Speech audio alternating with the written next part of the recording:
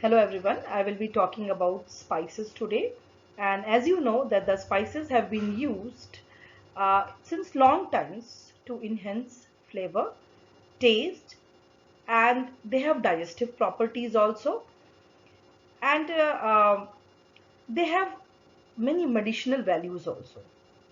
So we know that the spices basically we can find in our kitchen. For example, the king of spices, which is the black pepper, clove, Cysium aromaticum, coriander, and many other spices. So today I will be talking about cloves. Now cloves basically, the botanical name of clove is Cysium aromaticum or Eugenia caryophyllus, and it belongs to the family Myrtaceae.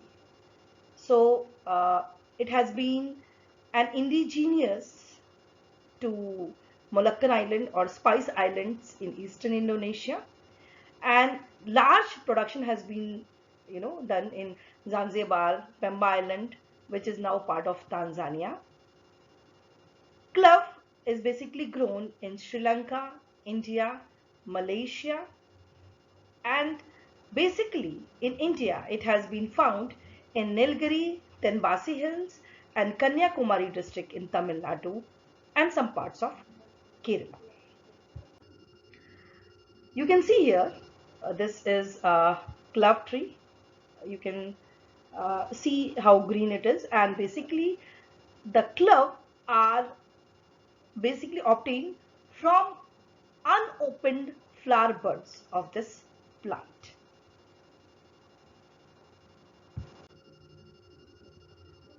Here we can see a twig of the clove tree, and you can see here these are the buds, and initially they are green in color. They are green in color, and then they turn slightly crimson red, and at this stage, in the crimson red stage, they are uh, taken away from the plant. They are uh, plucked from the plant, and then they are sun dried.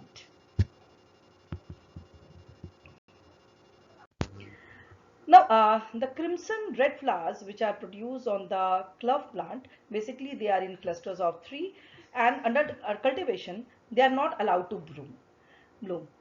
Now, the shape of this clove bud basically is like a nail, and each flower bud consists of a stalk which is called as hypantheum or receptacle, and above part is the bulging part which basically contains the unopened petals, encircling a large number of stamens and one central style. There is a bicarpellary inferior ovary which is inside this upper bud, and so we can see here that these are the green clove buds. When they are basically change, when they basically change the color, that is crimson red, they are picked and they are sun dried. So these are the clove buds.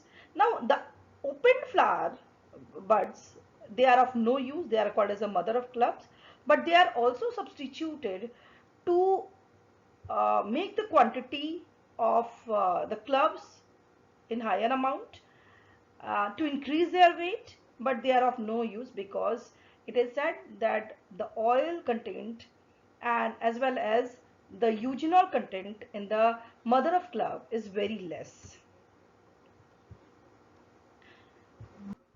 So we can, when we cut a longitudinal section of a clove bud, we will see a nail-like appearance. The upper one is bulged, and these are the corolla or the petals.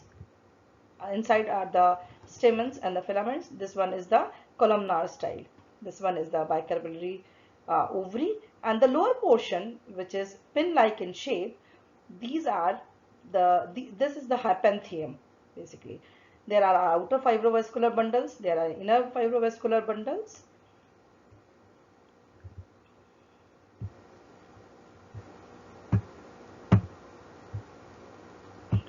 So this is how we see the internal structure of the clove bud.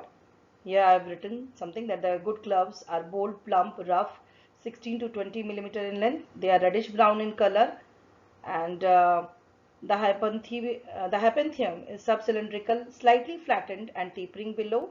The upper portion is bulged. Then there are oil glands. The crown consists of calyx, corolla and stamens, as I have told you before.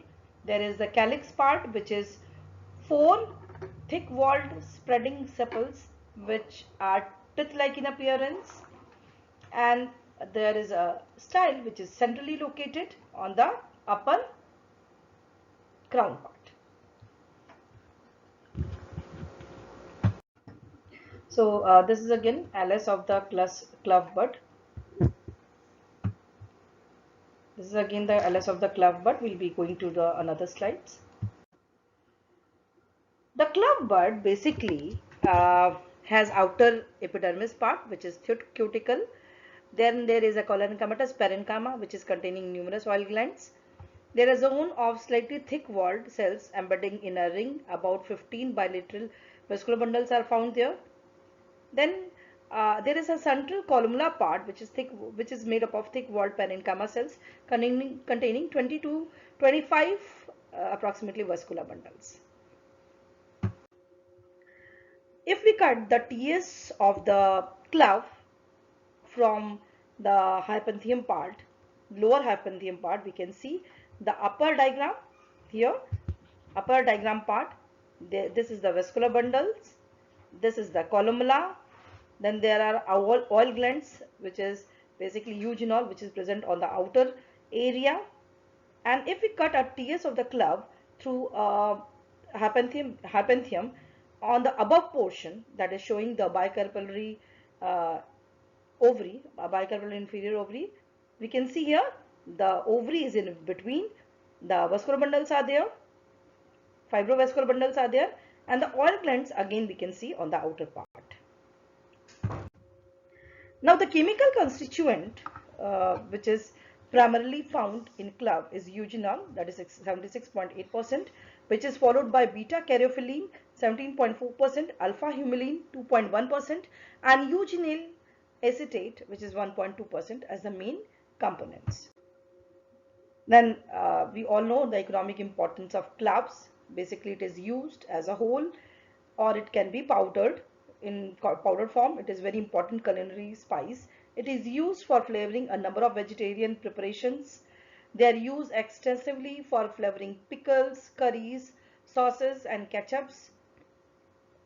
In some countries like Java, the tobacco leaves are mixed with cloves and they are used for smoking. That is clove cigarette. In India, cloves are popularly used in spice mixtures. Cloves are used in flavoring puddings, fruit cakes and other desserts. The clove tree is a very rich source of essential oils, and the oils are also contained in the leaves. But since the clove bud contains large number of eugenol or the essential oils, they are used for the for being used as spices. The essential oil is used in perfumes, in scenting soaps, and as an ingredient of mouthwashes.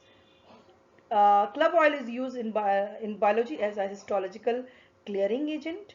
Medicinally, it is very important for relieving toothache. It is used as carminative, anti-spasmodic properties. Clove oil contains about 80 to 90% of eugenol, which is used um, for the manufacture of vanillin. So we know that clove is very important, and uh, uh, in dental issues also, the clove oil has been very helpful.